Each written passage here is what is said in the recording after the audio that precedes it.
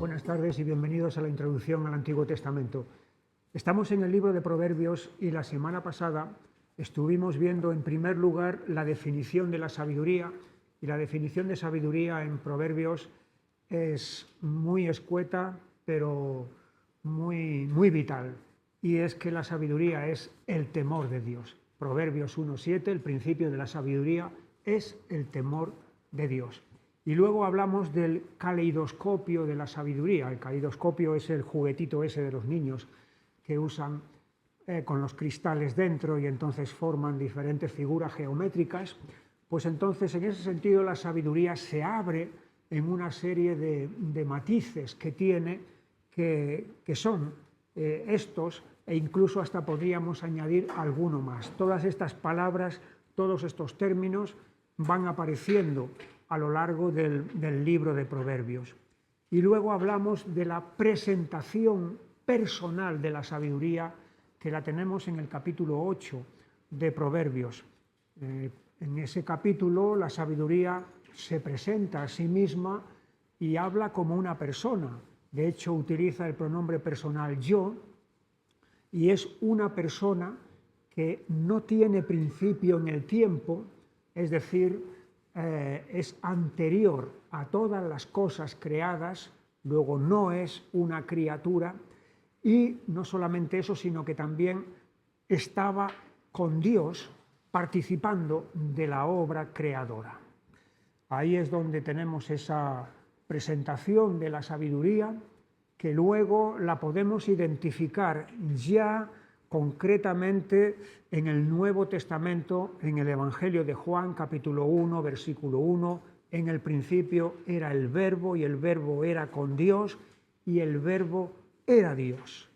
Entonces el Verbo estaba ya en el principio, antes de que todas las cosas fueran creadas, ya existía, estaba con Dios, y luego a continuación Juan nos habla de que todas las cosas por Él fueron hechas, y sin Él nada de lo que ha sido hecho fue hecho. Por lo tanto, la sabiduría de Proverbios 8 es el verbo de Juan capítulo 1. Ese verbo luego se encarna, ese verbo se hace hombre, y ese verbo tiene un nombre humano, que es Jesucristo, que es el Hijo de Dios. Y luego pasamos a examinar la galería de retratos de Proverbios, una galería de retratos en la cual hay una serie de personajes, de caracteres. No aparecen sus nombres propios para que no digamos, pero esto se refiere a fulanito de tal, entonces es su problema. No, aquí no aparecen nombres personales, sino lo que aparecen son definiciones de personalidad, definiciones de carácter, retratos de carácter. Y veíamos que hay dos categorías, una de retratos degradantes, podemos llamarlos, y otra de retratos edificantes. Los retratos degradantes se subdividen en unos que tienen que ver con la locura, y ya dijimos que la locura no tenía que ver con problemas cerebrales, sino que la locura de la que Proverbios habla muchas veces es del corazón. Es un problema no de neuronas, sino es un problema del corazón. Y la otra subdivisión de estos retratos degradantes era la maldad. En cuanto a los retratos edificantes, de la misma manera se subdividen en aquellos en los que prima la sabiduría y aquellos en los que prima la justicia. Y decíamos que había una hermandad entre locura y maldad. Es decir, la locura siempre está asociada con la maldad, y la maldad está asociada con la locura. De la misma manera, la sabiduría es hermana de la justicia, y la justicia es hermana de la sabiduría. Y luego empezamos a examinar, dentro de este apartado de la locura, algunos de los caracteres que se nos van presentando en el libro de Proverbios, que veíamos que van desde el menos grave va añadiéndose gravedad hasta llegar al más grave de todos. Entonces, en ese sentido, veíamos el simple, que decíamos que el simple es el que está abierto, porque de hecho la palabra, la raíz de la palabra, de donde luego viene la traducción de simple, es eso de estar abierto, de ser amplio, es decir, de dar cabida a todo, de aceptar todo. Y claro, ese todo implica que se están aceptando cosas que van a ser terribles, que van a ser perjudiciales, van a ser dañinas, etc. Veíamos también el otro grado, ya un poco más grave, que es el falto de entendimiento. A continuación veíamos también el insensato, del cual no lo mencioné, pero un caso de insensato que tenemos en el Antiguo Testamento es Roboam. Roboam es el hombre que al morir su padre Salomón heredó el reino. Allí vinieron las 10 tribus a decirle que bajara el yugo, en otras palabras, que bajara los impuestos tan grandes que Salomón había aplicado al pueblo, porque todas las construcciones y todos los proyectos de Salomón costaban mucho dinero y ese dinero provenía del pueblo, y entonces le dijeron eso, pero él dejó el consejo de los ancianos que le dijeron: haz caso de lo que te están pidiendo y de esta manera te ganas el corazón del pueblo.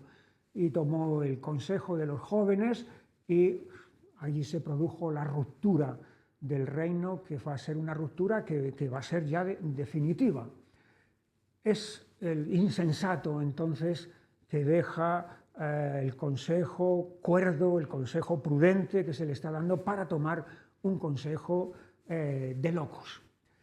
Luego veíamos también el caso del necio, va en aumento todo esto, el insensato, el necio, el burlador, se ríe de todo y de todos, se considera a sí mismo, que no hay quien pueda con él, y veíamos que en estos casos, cuando a estas personas se las promueve a puestos de responsabilidad, entonces el daño es mucho mayor, porque si su esfera de influencia es pequeña, entonces el daño que van a hacer es pequeño.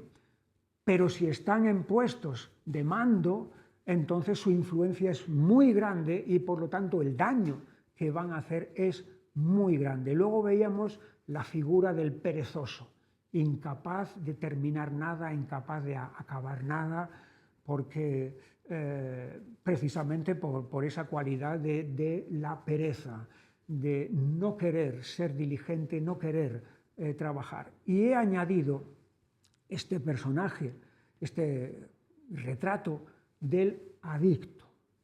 El adicto lo tenemos en el capítulo 23 y versículo 29. Nos sale aquí con esta palabra, evidentemente la palabra adicto, pero en cuanto leamos el pasaje nos vamos a dar cuenta de que se está hablando de la persona. Adicto quiere decir aquí uno que depende de algo, de alguna sustancia, entonces que le haga estímulo. Capítulo 23, versículo 29, ¿para quién será el ay? ¿Para quién el dolor? ¿Para quién las rencillas? ¿Para quién las quejas? ¿Para quién las heridas en balde? ¿Para quién lo amoratado de los ojos? Para los que se detienen mucho en el vino, para los que van buscando la mistura. No mires al vino cuando rojea, cuando resplandece su color en la copa. Se entra suavemente, mas al fin como serpiente morderá y como áspid dará dolor. Tus ojos mirarán cosas extrañas y tu corazón hablará perversidades. Serás como el que yace en medio del mar o como el que está en la punta de un mastelero. Y dirás: me hirieron, mas no me dolió, me azotaron, mas no lo sentí. Cuando despertare, aún lo volveré a buscar. Evidentemente se está hablando aquí del borracho, es decir, del adicto al vino, que era lo que en aquel tiempo había. pero esto se puede trasplantar a cualquier tipo de adicción. Aquí vemos el sufrimiento que el adicto va a pasar, como dice el versículo 29, para quién será el ay, para quién el dolor, para quién las rencillas, etc. Hay un sufrimiento que va a experimentar. Allí están quienes son los que van a experimentar ese sufrimiento, versículo 30, los que se detienen mucho en el vino, los que van buscando la mistura. La mistura es la mezcla de vinos, de licores, cada vez más fuertes, cada vez más potentes, porque lo que uno comienza con algo suave, vas necesitando cada vez cosas más fuertes. Allí está la seducción en este caso del vino, versículo 31, no mires al vino cuando rojea, cuando resplandece su color en la copa. Hay una atracción, una seducción solamente de verlo ya ahí, pero luego están las consecuencias, y las consecuencias son ese dolor y ese sufrimiento del versículo 32, más al fin como serpiente morderá y como áspid dará dolor. Y se describe aquí el estado en el que está el individuo que está dominado por esta adicción o por esta sustancia, en este caso el vino. Versículo 33, tus ojos mirarán cosas extrañas, tu corazón hablará perversidades, serás como el que yace en medio del mar o como el que está en la punta de un mastelero. Yacer en medio del mar es estar a merced de las olas, es que estás completamente moviéndote de un lado para otro. Estar en la punta de un mastelero es que estás en el punto más débil de un barco, de un navío, y entonces estás a merced también de los vientos. Es decir, no hay estabilidad, no hay nada sólido ahí. Y luego está el hecho de la esclavitud a la que todo esto lleva. Versículo 35.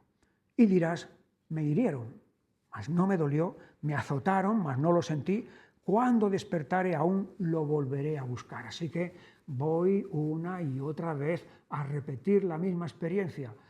Lo he pasado mal, ha sido difícil, pero voy a ello y estoy atado, estoy totalmente esclavizado.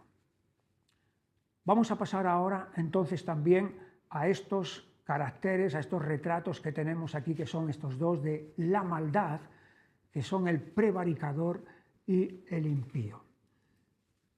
La palabra prevaricador, que aparece aquí en el libro de Proverbios, es la palabra traidor o infiel. Traidor o infiel. Lo han traducido como prevaricador. Ahora mismo, actualmente, un prevaricador es un funcionario público que hace algo que va contra la ley, a sabiendas de que está haciendo algo contra la ley. Es decir, un juez que emite una sentencia injusta, sabiendo que es injusta, está prevaricando. Ahora la palabra prevaricación se usa en ese sentido para el funcionario público que a sabiendas está haciendo algo contrario a la ley. Pero lo que se ha traducido aquí como prevaricador es literalmente traidor, es el infiel. Y vamos a ver algunas características que tiene este personaje. En primer lugar, en el capítulo 22 y versículo 12,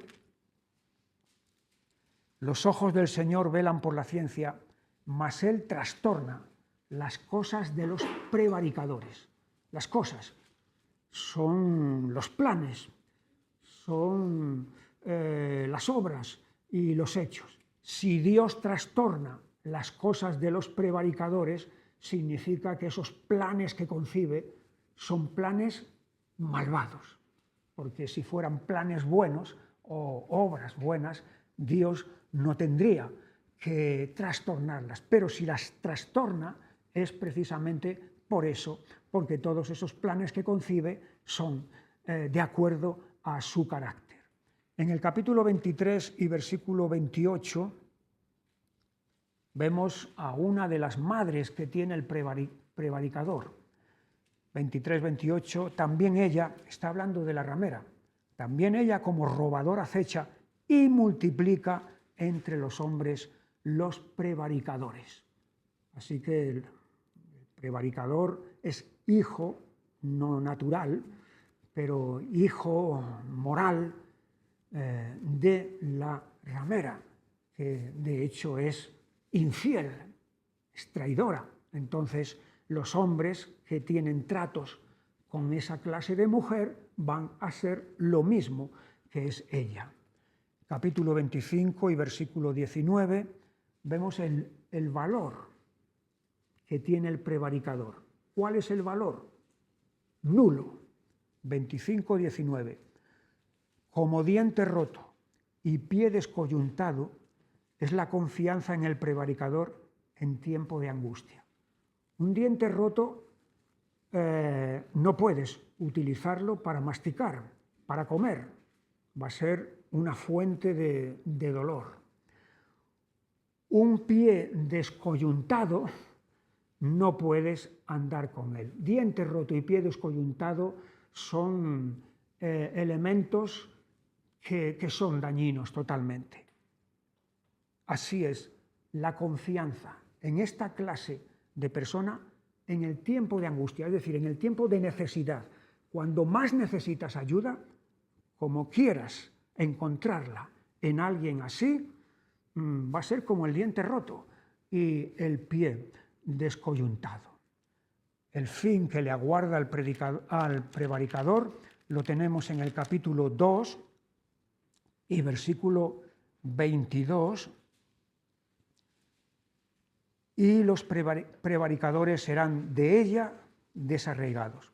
Bueno, empieza, los impíos serán cortados de la tierra y los prevaricadores serán de ella desarraigados. Así que el fin que le aguarda de parte de Dios es ser quitados de aquí en medio.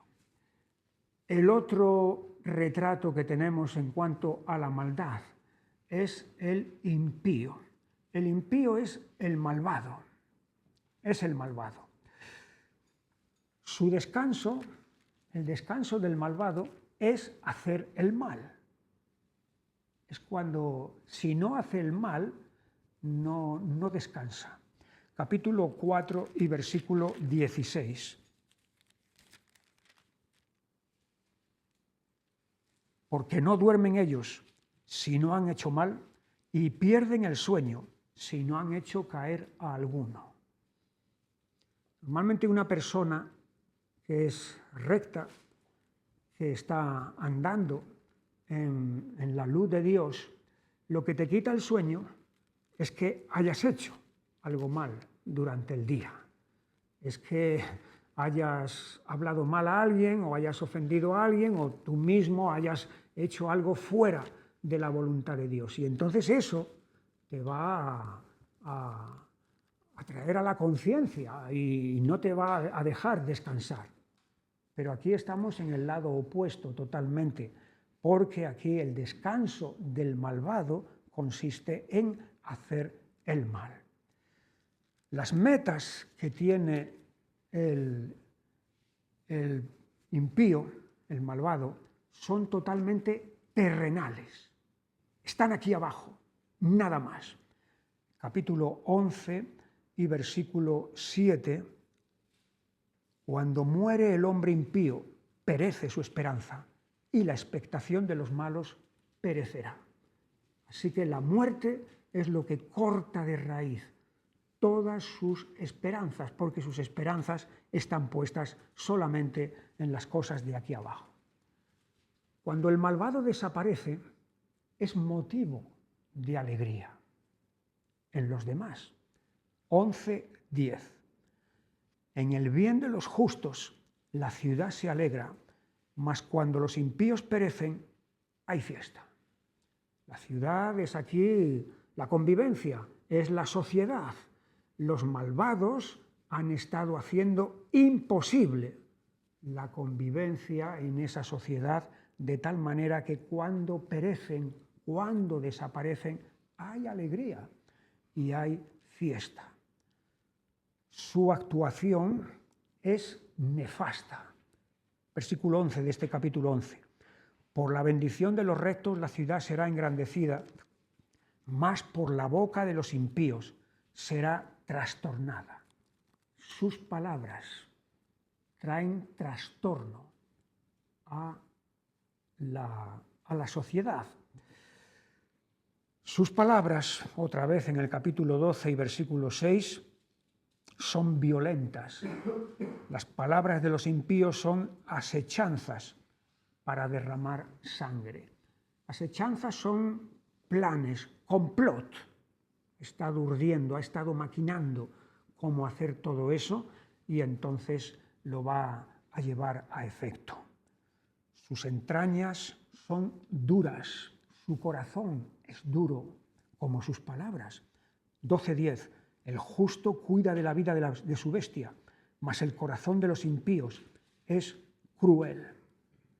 Su religión, porque el malvado puede tener religión, y de hecho hay muchos que tienen una religión siendo malvados, pero su religión, su creencia es repudiable totalmente.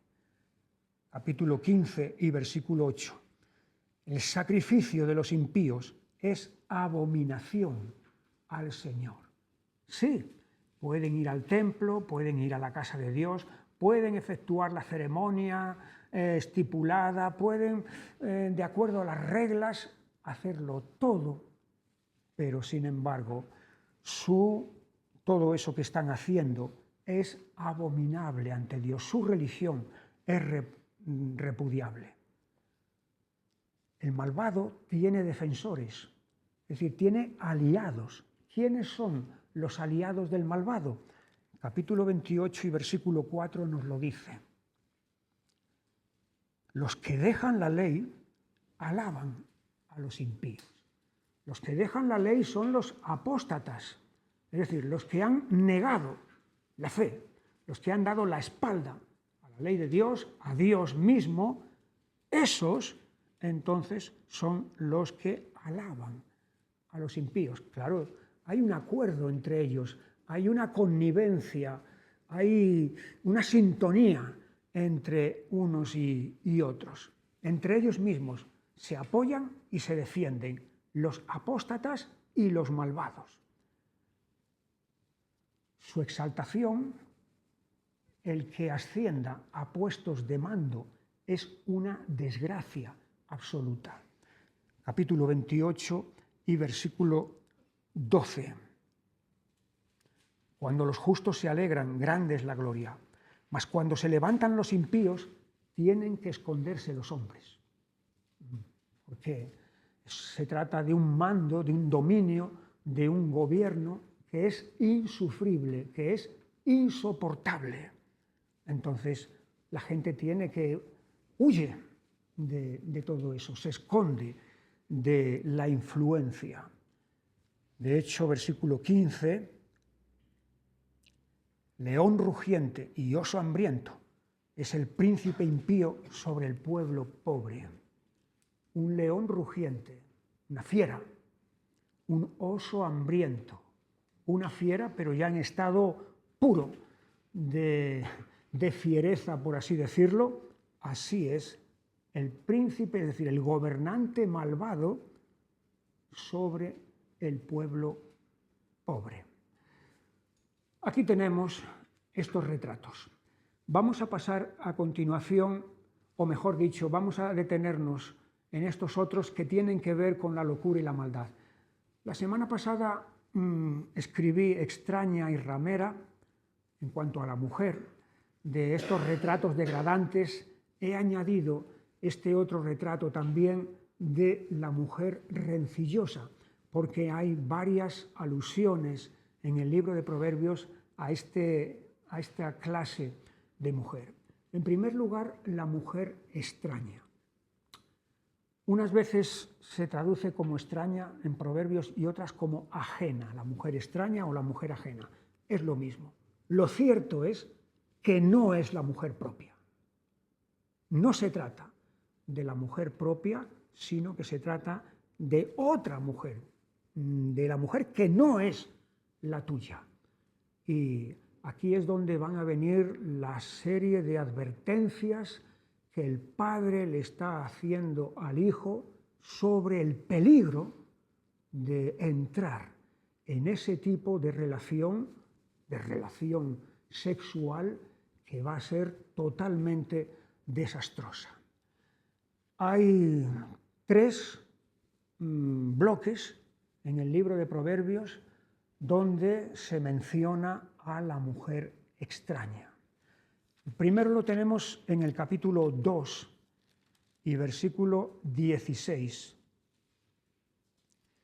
Serás librado de la mujer extraña, de la ajena, que halaga con sus palabras, la cual abandona al compañero de su juventud y se olvida del pacto de su Dios, por lo cual su casa está inclinada a la muerte y sus veredas hacia los muertos. Todos los que a ella se lleguen no volverán ni seguirán otra vez los senderos de la vida. Así que aquí tenemos el peligro que encarna esta clase de mujer. En primer lugar, es aduladora, en apariencia, aduladora. El versículo 16, la ajena que halaga con sus palabras. Y nos gusta el halago, ¿verdad? Sí, porque somos vanidosos. Y nos gusta la adulación, y nos gusta que nos digan cosas bonitas, y nos digan...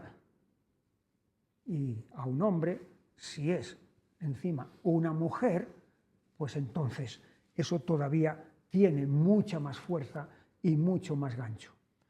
Pero esta clase de mujer es traicionera en realidad, como dice el versículo 17.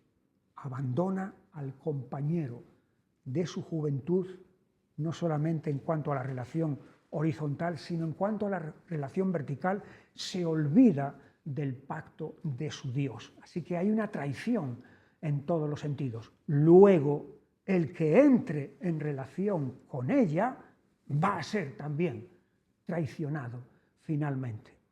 Y los resultados están allí. Es versículo 18 y 19, su casa está inclinada a la muerte y sus veredas hacia los muertos. Este es el primer bloque que tenemos en cuanto a advertencia sobre esta clase de mujer. Pero tenemos un segundo bloque que está en el capítulo 5 y versículo 2. Para que guardes consejo y tus labios conserven la ciencia, porque los labios de la mujer extraña destilan miel y su paladar es más blando que el aceite, más su fin es amargo como el ajenjo, agudo como espada de 2 filos. Sus pies descienden a la muerte, sus pasos conducen al Seol, sus caminos son inestables, no los conocerás si no considerares el camino de la vida. Así que aquí tenemos de nuevo otra vez que hay un preludio. Antes hemos visto la apariencia aduladora. El preludio parece bueno. Y aquí también, de la misma manera, versículo 3, los labios de la mujer extraña destilan miel. Hay preludio que es prometedor. Así es como se presenta.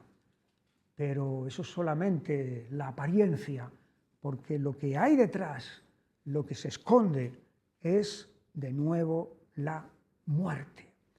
El versículo 4, su fin es amargo como el ajenjo, agudo como espada de 2 filos, sus pies descienden a la muerte, sus pasos conducen al Seol. Y el resultado de entrar en este desorden sexual con esta clase de mujer, entonces va a ser la enajenación. Enajenación es un término que se utiliza en economía. Por ejemplo, cuando se produce una propiedad, se enajena una propiedad, significa que pasa de un dueño a otro dueño. Esa enajenación puede ser mediante una compraventa o puede ser mediante una imposición, que tu propiedad queda confiscada porque te has metido en deuda, lo que sea. Tu propiedad se ha enajenado, era tuya y ha pasado a manos ajenas, enajenar. Las dos palabras van juntas, enajenar, de ajeno. Entonces, aquí el trato con la mujer extraña lo que va a producir es una enajenación, no solamente de los bienes temporales, sino de cosas mucho más importantes. Versículo 9, o mejor 8. Aleja de ella tu camino y no te acerques a la puerta de su casa, para que no des a los extraños tu honor y tus años al cruel. Así que aquí hay una enajenación de tu reputación, de tu honor, de tu testimonio, de tu buen nombre, va a quedar por los suelos totalmente. Versículo 9. Versículo 10. No sea que extraños se sacien de tu fuerza y tus trabajos estén en casa del extraño. Fíjate, la palabra extraños ya ha aparecido 3 veces. Versículo 9, que no des a los extraños tu honor. Versículo 10, no sea que extraños se sacien de tu fuerza y tus trabajos estén en casa del extraño. El extraño, el ajeno, se está enajenando tu honor, tu reputación, tu testimonio. Lo estás perdiendo totalmente. Pero es que estás perdiendo también tu energía. O sea que extraños se sacien de tu fuerza, tu energía, tus facultades, tu creatividad, tus posibilidades quedan totalmente mermadas, pasan a manos de otros. Tus trabajos, tus proyectos y tu ganancia, porque con los trabajos viene la ganancia y vienen los bienes materiales.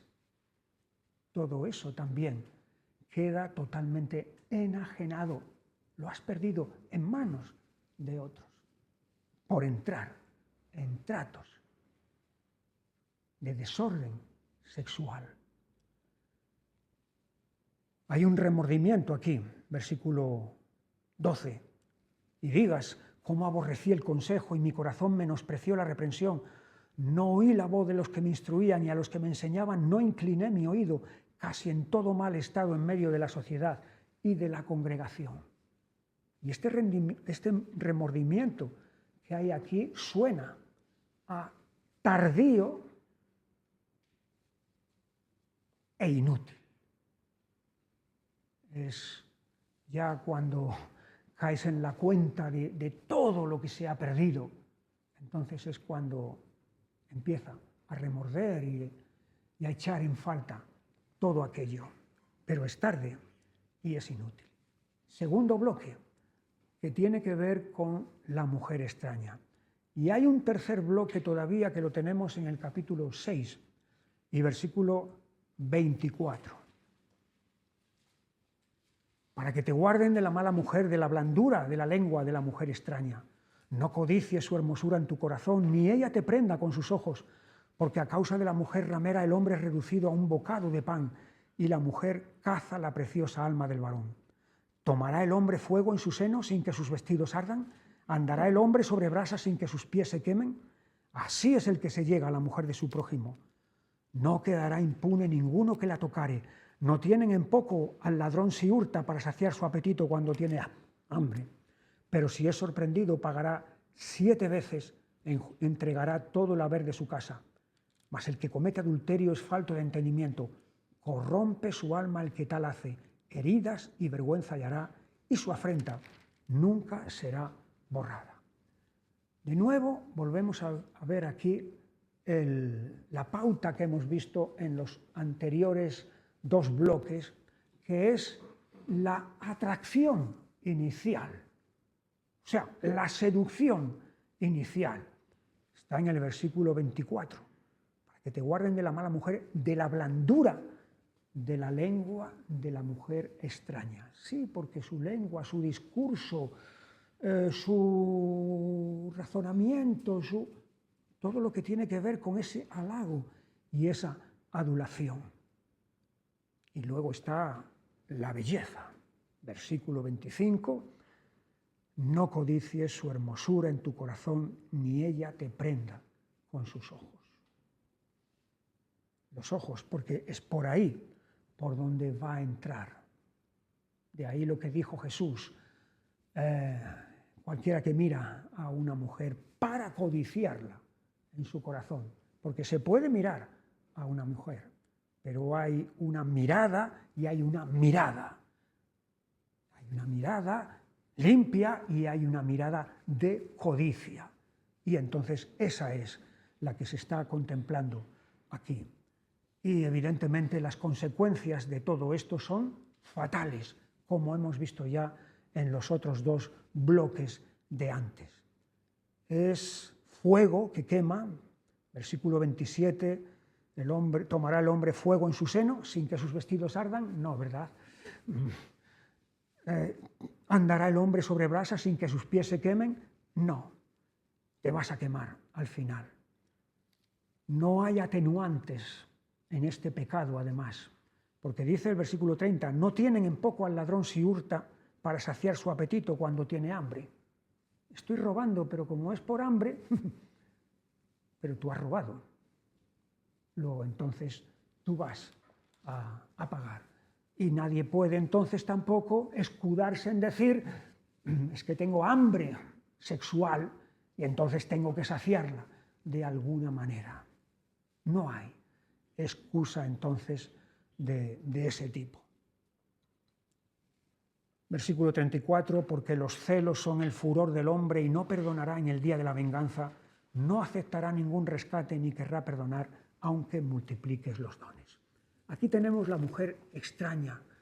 El padre, en estos primeros capítulos de Proverbios, le está instruyendo al hijo acerca de este peligro tan grande en el que puede caer. Y luego, el otro carácter que tenemos aquí, el otro retrato en cuanto a la mujer de maldad y de locura también, es la ramera. Y tenemos el capítulo 7 y versículo 5.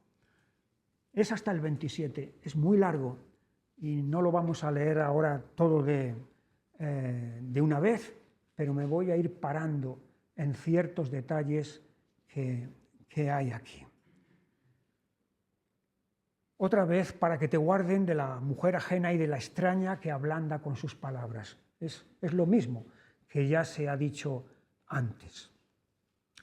Esta mujer que sale al encuentro del simple y falto de entendimiento, que va a buscarla a ella, por eso es simple y falto de entendimiento, porque no es ella la que sale a buscarlo a él, sino él quien va a buscarlo a ella, y como va a buscar la tentación se le presenta de tal manera que ahí se va a producir el encuentro. El interior de esta mujer, versículo 11, o mejor 10, cuando he aquí una mujer le sale al encuentro con atavío de ramera y astuta de corazón, alborotadora y rencillosa, sus pies no pueden estar en casa. Aquí hay dos calificativos que se están empleando para ella, alborotadora y rencillosa. Alborotadora es que es turbulenta, es ruidosa. Rencillosa, polémica, querellosa, rebelde, amiga de la contienda. Es una lianta, como diríamos en términos coloquiales aquí en España. Sus armas, porque esta mujer tiene armas, unas determinadas armas que va a emplear con mucha astucia. En primer lugar está su atavío, que ya lo hemos visto en el versículo 10, con atavío de ramera y astuta de corazón. Su actitud, versículo 12, cómo se mueve, unas veces está en la calle, otras veces en las plazas, acechando por todas las esquinas. La palabra acechar se utiliza también para, en términos de los animales, cuando hay un depredador que está acechando a su víctima. Por ejemplo, un león, un tigre, un leopardo, a la gacela o al ciervo que, ignorante, está ahí tan tranquilo y tan feliz. Está acechando. Esta mujer está acechando, buscando también la víctima propicia. Y la víctima propicia se le presenta porque se le ha presentado. Él mismo la ha estado buscando. Allí tenemos su acción, versículo 13, se asió de él y le besó, y con semblante descarado le dijo, sacrificios de paz había prometido, hoy he pagado mis votos. Estoy en paz con Dios. Sacrificios de paz he prometido y los he realizado. Es alguien que utiliza la religión como arma, como factor de peso todavía para dar mayor peso a su acción. Es la araña que está tejiendo su tela. Está tejiendo la tela.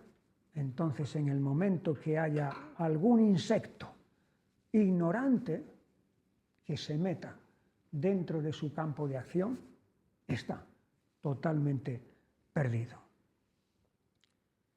Sus palabras son de religiosidad falsa, sacrificios de paz había prometido, está el halago personal, versículo 15, por tanto he salido a encontrarte, buscando diligentemente tu rostro y te he hallado, a ti en particular. Hay muchos hombres, muchos, pero eres tú el importante, eres tú. Me he fijado en ti, qué privilegio tienes. Esto es lo que está haciendo con sus palabras. Y luego está la seducción, la promesa. Versículo 16, he adornado mi cama con colchas recamadas con cordoncillo de Egipto, he perfumado mi cámara con mirra, áloes y canela.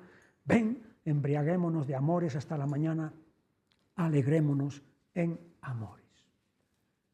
Y luego está la seguridad añadida de que no seremos sorprendidos, no seremos pillados. Versículo 19, porque el marido no está en casa, se ha ido a un largo viaje, la bolsa de dinero llevó en su mano, el día señalado volverá a su casa.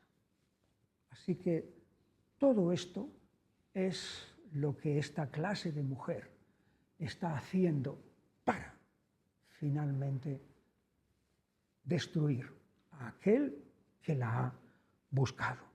Las consecuencias, versículo 22, al punto se marchó tras ella como va el buey al degolladero y como el necio a las prisiones para ser castigado, como el ave que se apresura a la red y no sabe que es contra su vida hasta que la saeta traspasa su corazón.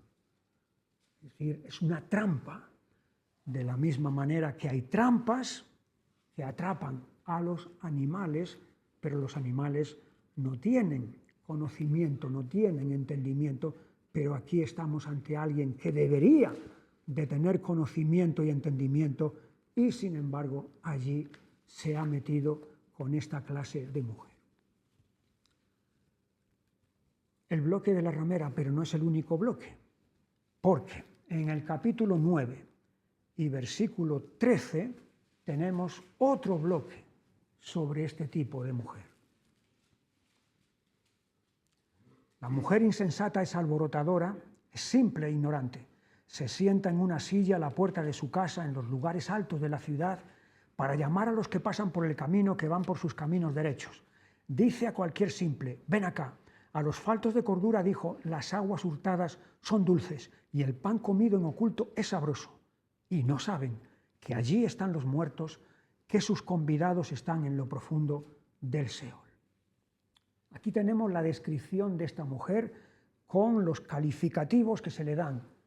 Versículo 13, alborotadora, ya ha salido ese calificativo. Antes, simple e ignorante. No conoce la vergüenza. Su morada, versículo 14. Se sienta en una silla a la puerta de su casa en los lugares altos de la ciudad. Los lugares altos son los sitios en el Antiguo Testamento donde se practicaba no solamente la idolatría a Asera, a Baal, a otros ídolos, sino que eran los lugares donde había prostitutas dedicadas, consagradas a esos falsos dioses, en el que el culto consistía no solamente en quemar unos granos de incienso o arrodillarse delante del ídolo o algo así, sino además también tener relaciones sexuales con las mujeres que estaban dedicadas a este menester. Aquí están los lugares altos.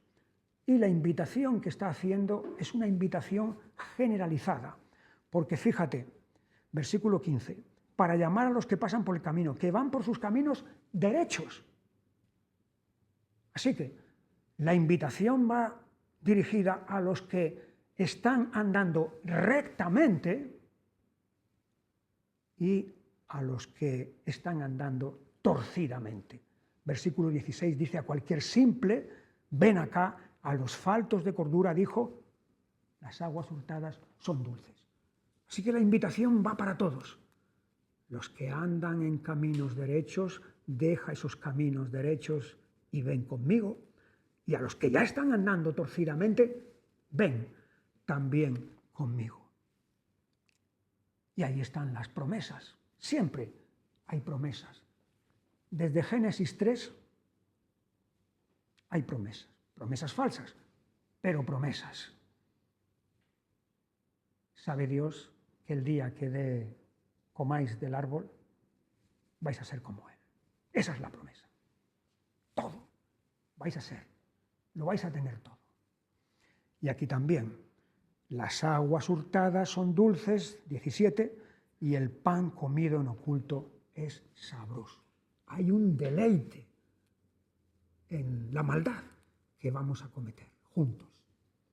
Hay un placer en todo esto, una dulzura. Pero allí están las consecuencias. No saben que allí están los muertos, que sus convidados están en lo profundo del Seol. La extraña en la ramera. Y podríamos pensar, ¿este padre de Proverbios está obsesionado con el sexo? ¿Es un maniático que no ve más que peligros por todos lados en ese sentido de la desviación sexual para su hijo? No, ni es un maniático ni es un obsesionado, es un realista.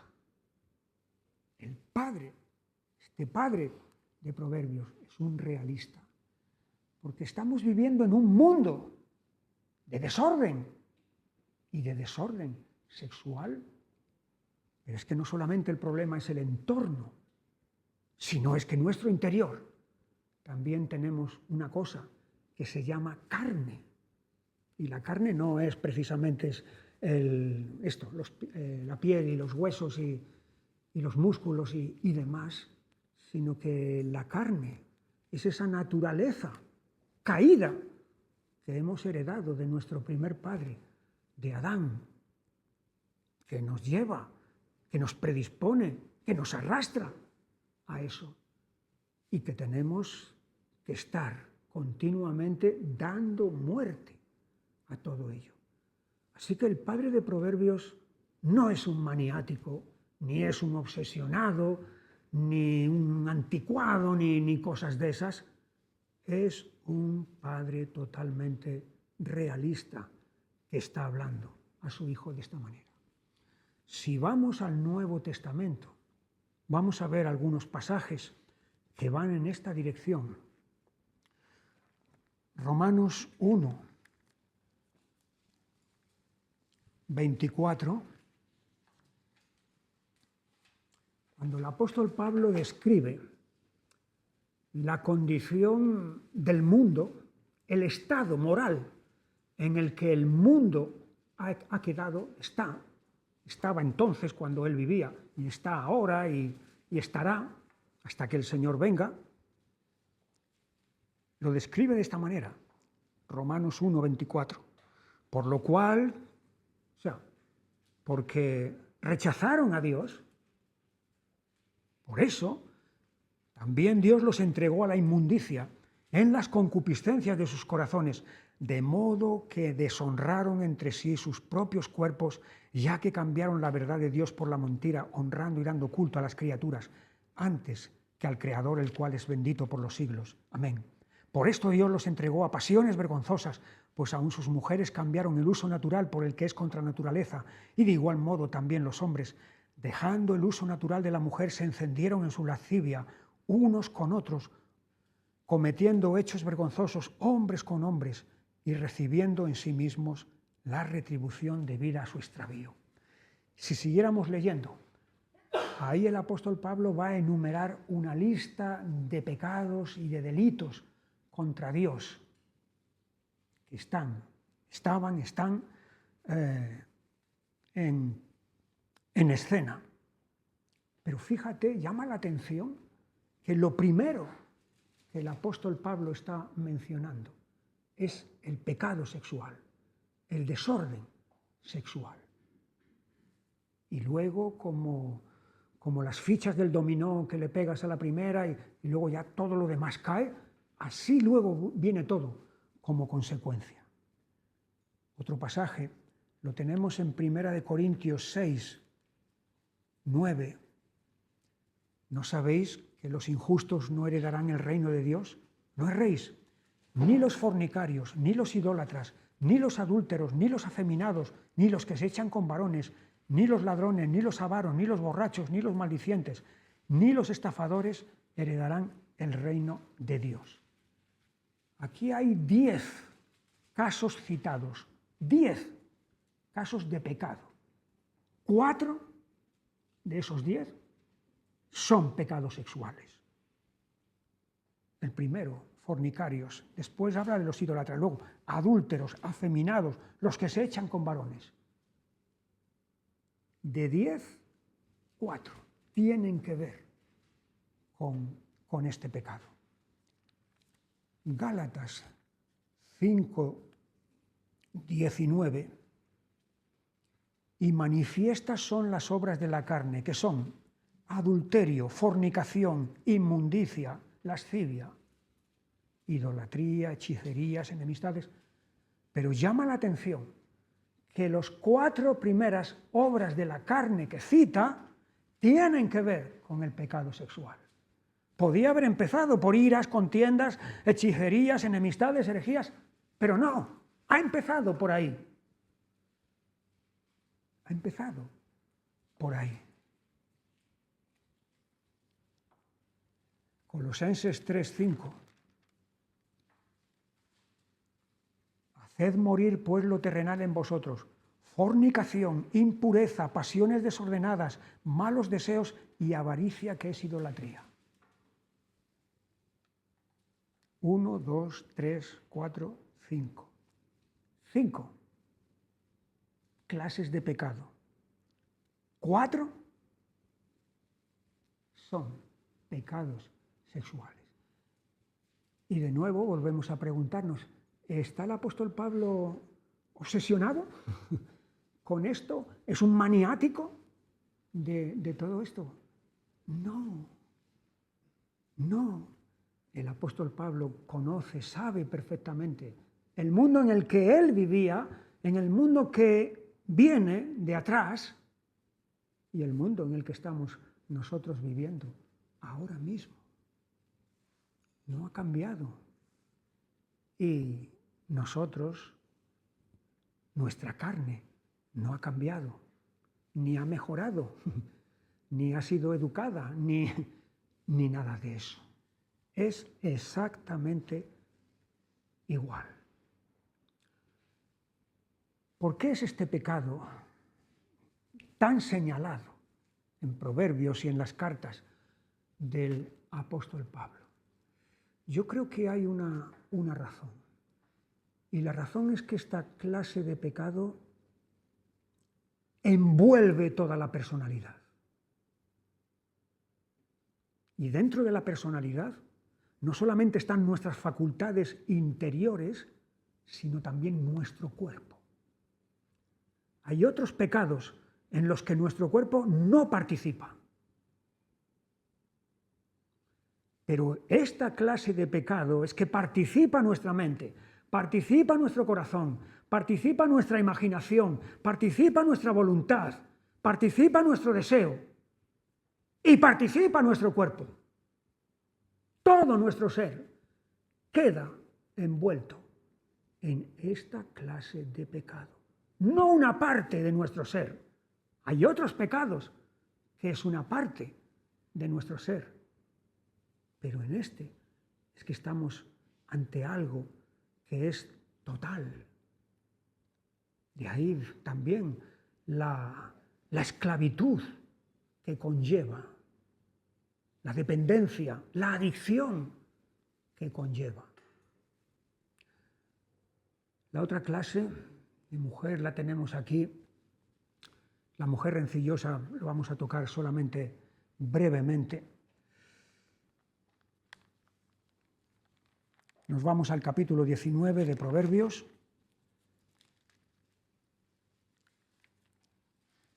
Y versículo 13.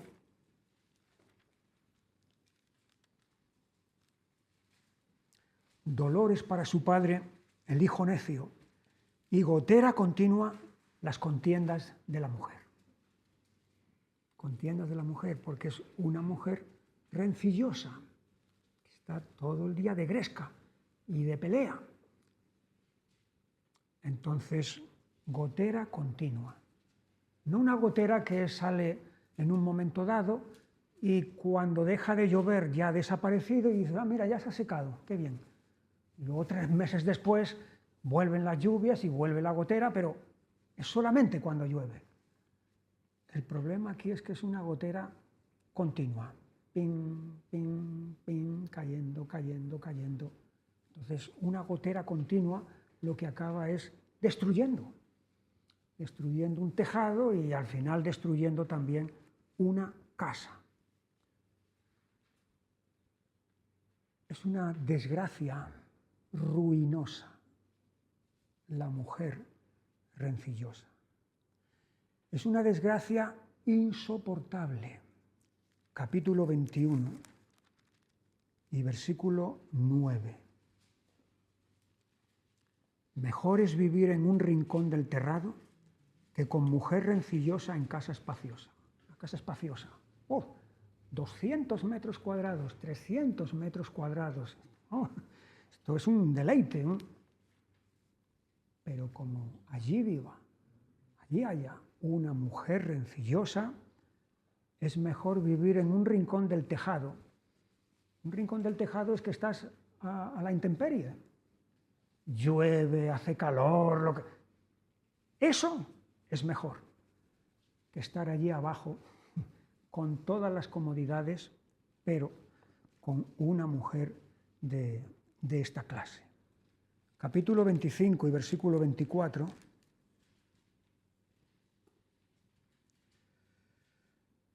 Es lo mismo, mejor es estar en un rincón del terrado que con mujer rencillosa en casa espaciosa. Fíjate, se ha repetido el versículo. Algo tendrá que ver esto, ¿no? Cuando se vuelve otra vez a decir lo mismo. Y por último, capítulo 21 y versículo 19, es una mujer insufrible. Mejor es morar en tierra desierta que con la mujer rencillosa iracunda. Tierra desierta, que no hay nada en el desierto, nada. Ni agua, ni alimentos, ni sombra, ni nada. Es mejor estar ahí que estar en esta compañía. Tremendo. Todo esto dentro de los retratos degradantes. Nos quedan los retratos edificantes. Podemos animarnos, podemos estimularnos y sobre todo tomar nota de esto. Tomar nota de esto. Porque hay huellas, factores dentro de nosotros en las que estas cosas están ahí. Y si no tenemos cuidado con nuestro carácter y moldearlo, y en Cristo el dejar que el Espíritu Santo y la palabra y la disciplina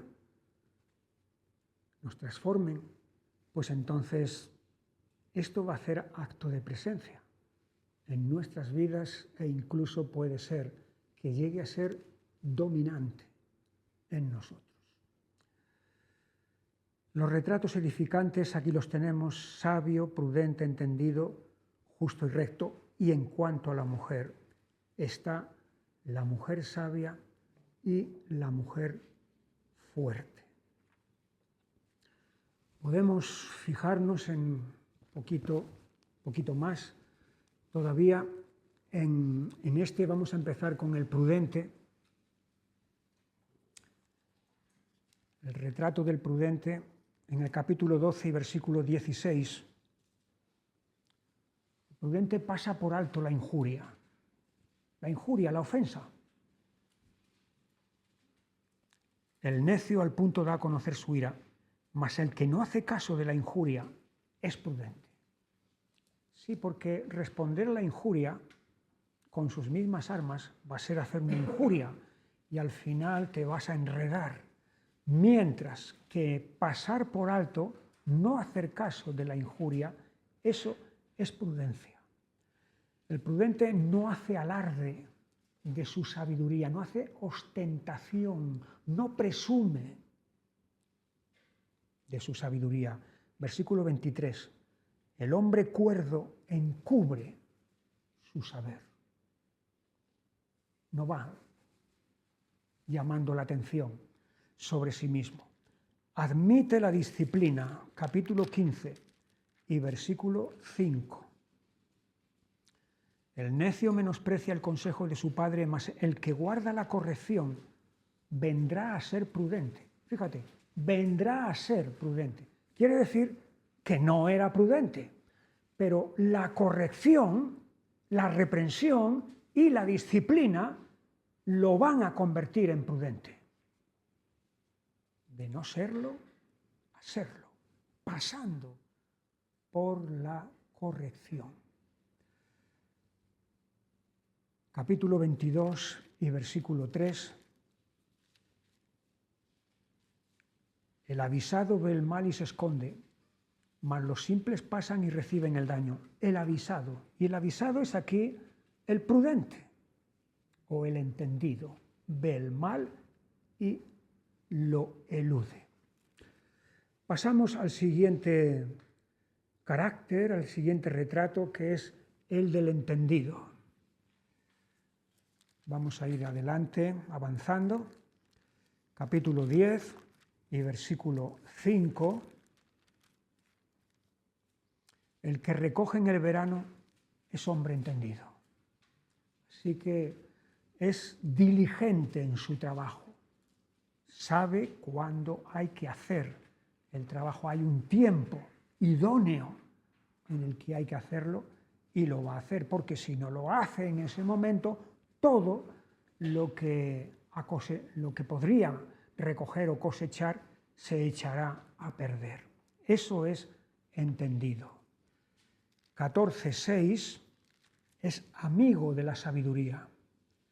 Busca el escarnecedor la sabiduría y no la halla, mas al hombre entendido la sabiduría le es fácil. Sí, porque hay una hermandad entre entendimiento y sabiduría. Lo mismo que hay una hermandad entre todos estos, hay también una hermandad entonces en todo eso. 15:21, la necedad es alegría al falto de entendimiento, mas el hombre entendido endereza sus pasos. Así que examina su andar, su camino, y lo corrige. No es el hombre perfecto, no. Se da cuenta que puede estar desviándose, que puede estar apartándose, pero va a examinarlo, va a examinar su camino y va a tomar medidas para corregirlo. Conoce la meta, a dónde va. 15:24. El camino de la vida es hacia arriba al entendido, para apartarse del Seol abajo. Conoce y sabe dónde está su meta, y su meta está arriba. Saca provecho de la reprensión. La reprensión es una palabra antipática, ¿verdad? Que alguien nos reprenda, mal, no nos gusta. Reprensión, palabra antipática, pero qué necesaria es cuando es precisa. 17:10.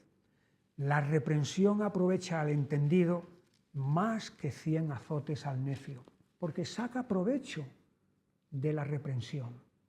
No se queda simplemente diciendo, este me odia, o qué palabras más duras ha empleado, o saca provecho de eso. Se da cuenta de que necesita, de la misma manera que el apóstol Pedro necesitó ser reprendido por Pablo cuando estaban en Antioquía, allí en la iglesia de Antioquía. El entendido proporciona estabilidad a la nación. 28:2. Por la rebelión de la tierra sus príncipes son muchos, mas por el hombre entendido y sabio permanece estable. Es una bendición para una nación, para una sociedad, de la misma manera que es una maldición cuando un gobernante entra dentro de esta categoría, es una bendición cuando hay alguien entendido que está en puestos de mando. Pasamos al siguiente, al sabio.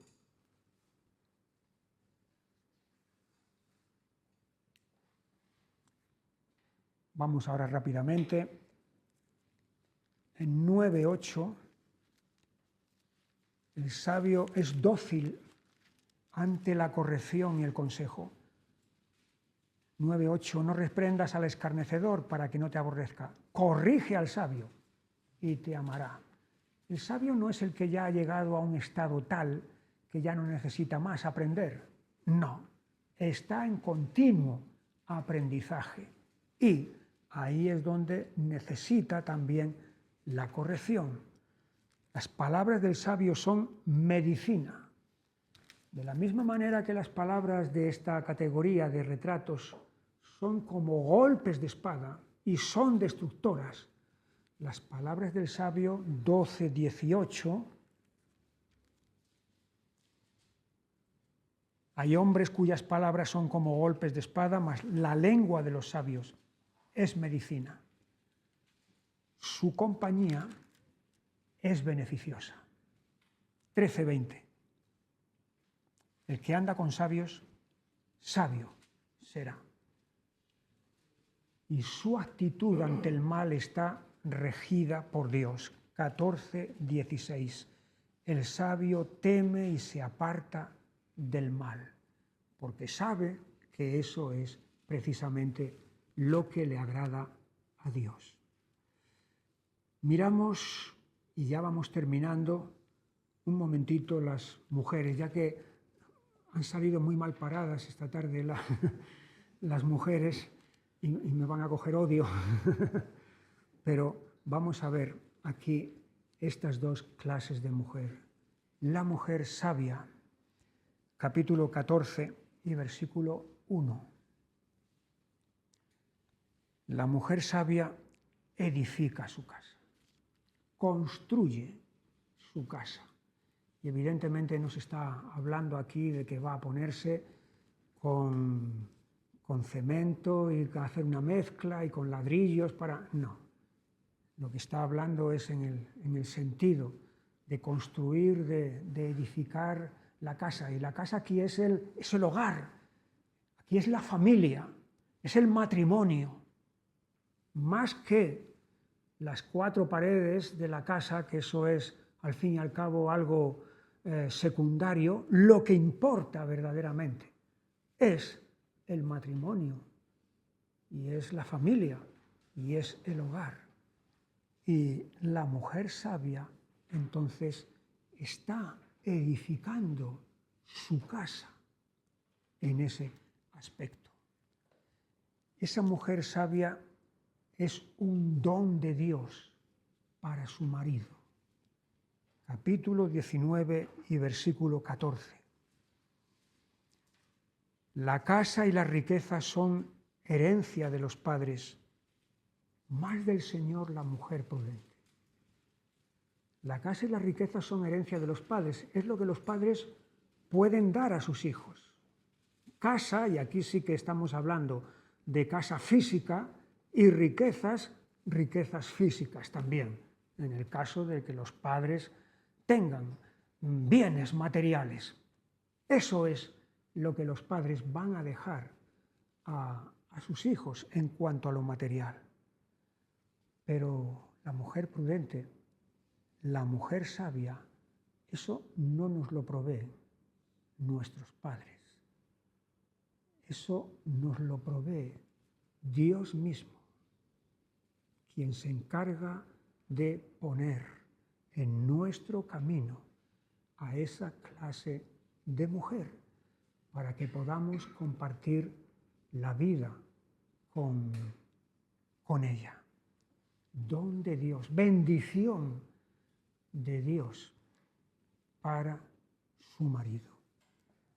Tenemos a la mujer fuerte, y ya con esto vamos a terminar. Capítulo 2, 12 y versículo 4. La mujer virtuosa, palabra que aquí se ha traducido como virtuosa, es literalmente fuerte. No que sea fuerte físicamente, sino fuerte interiormente, y fuerte espiritualmente, y fuerte moralmente. La mujer virtuosa es corona de su marido, bendición para su marido. Y por supuesto el pasaje clásico que tenemos aquí en el libro de Proverbios es el último capítulo 31, versículos 22 al 31, perdón, versículos 10 al 31. Ya hemos dicho en algunas ocasiones que esto es un acróstico. Este pasaje está escrito en forma de acróstico, es decir, cada línea empieza con una letra del alfabeto hebreo que va siguiéndose en orden desde la primera hasta la última, que son 22 letras. Ya nos ha salido esto en el libro de Lamentaciones, nos salió especialmente en el Salmo 119, que todo el Salmo está compuesto en forma de acróstico. Dijimos que era una obra literaria aparte de espiritual. Pues aquí esto está también puesto en forma de acróstico. Y de nuevo tenemos aquí la bendición de esta mujer. Es una mujer laboriosa, una mujer trabajadora. Hay bastantes versículos que hablan de ello. Versículo 13, busca lana y lino y con voluntad trabaja con sus manos. Es como nave de mercader, trae su pan de lejos. Se levanta aún de noche y da comida a su familia y ración a sus criadas. Considera la heredad y la compra y planta viña del fruto de sus manos. Ciñe de fuerza sus lomos y esfuerza sus brazos. Ve que van bien sus negocios, su lámpara no se apaga de noche. Fíjate, es una mujer que tiene iniciativa propia. No es un apéndice, por así decirlo, de su marido, que es el que lo hace todo, que es el que se mueve, que es el que actúa, que es el que... Esta mujer está empleando y desarrollando las facultades que tiene, y tiene muchas facultades, porque incluso se habla, aquí está, de negocios, ve que van bien sus negocios. Versículo 19, aplica su mano al uso y sus manos a la rueca. 21, no tiene temor de la nieve por su familia, porque toda su familia está vestida de ropas dobles. 24, hace telas y vende y da cintas al mercader. Sí, es una mujer activa y que se está moviendo y está empleando todas las facultades que tiene. Está la generosidad que hay dentro de ella. Versículo 20. Alarga su mano al pobre y extiende sus manos al menesteroso, para dar, para compartir con aquellos que no tienen. Es una mujer segura. Versículo 25. Fuerza y honor son su vestidura y se ríe de lo porvenir. Es una mujer asustadiza y cobarde, temblorosa acerca de lo que puede pasar o de lo que va a pasar o no va a pasar. Se ríe de lo porvenir es una expresión para indicar la seguridad y la solidez que hay en ella. Sabia, 26, abre su boca con sabiduría y la ley de clemencia está en su lengua. ¿Qué diferencia con estas? Cuando hablaban, las palabras eran solamente trampas, nada más, pero aquí hay sabiduría. Su marido es un hombre maduro, porque ante una mujer así puede haber hombres que se sientan amenazados, que se sientan acomplejados y decir, es que mi mujer me va a hacer sombra, es que mi mujer me va a poner como un cero a la izquierda, es que mi mujer me va a anular. Este hombre, este marido, es maduro. Versículo 11. El corazón de su marido está en ella confiado. No se siente amenazado por ella. No. Está confiado en esta clase de mujer que tiene. Porque de hecho es una bendición. Y esta mujer tiene una relación personal con Dios. Versículo 30. Engañosa es la gracia y vana la hermosura. La mujer que teme al Señor, esa será alabada. Una relación personal con Dios. No solamente su valía en todos estos aspectos que hemos estado viendo hasta ahora, sino también este otro aspecto de su relación con Dios. La mujer sabia y la mujer fuerte. Nos queda un hueco aquí, pero lo vamos a dejar para la semana que viene. Es posible que la semana que viene sea cuando terminemos el Antiguo Testamento. Terminamos Proverbios y vamos a dar Cantar de los Cantares también. Entonces, es un libro cortito, son 8 capítulos, entonces, y yo creo que será un buen momento entonces ahí para concluir. Así que vamos a ir leyendo el libro de Cantar de los Cantares. Que el Señor os bendiga y hasta el próximo día. A la memoria las cosas que el Señor hizo por mí, incontables son sus maravillas.